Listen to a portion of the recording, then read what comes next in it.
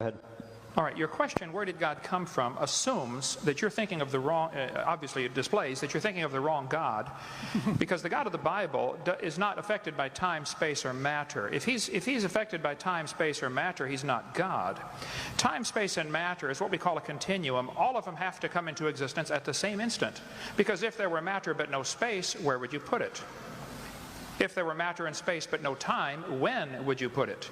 You cannot have time, space, or matter independently. They have to come into existence simultaneously. The Bible answers that in 10 words. In the beginning, there's time. God created the heaven, there's space, and the earth, there's matter. So you have time, space, matter created, a trinity of trinities there. Just, you know, time is past, present, future. Space has length, width, height. Matter has solid, liquid, gas. You have a trinity of trinities created instantaneously, and the God who created them has to be outside of them. If he's limited by time, he's not God.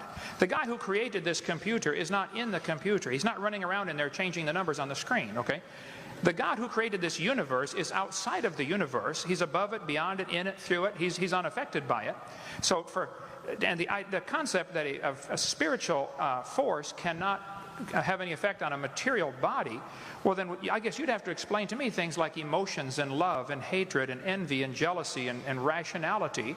I mean, if your brain is just a random collection of chemicals that form by chance over billions of years, how on earth can you trust your own reasoning processes and the thoughts that you think?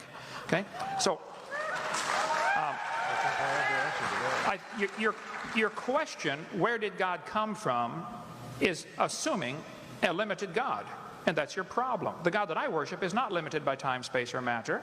If I could fit the infinite God in my 3-pound brain, he would not be worth worshiping, that's for certain. So that's the God that I worship. Thank you.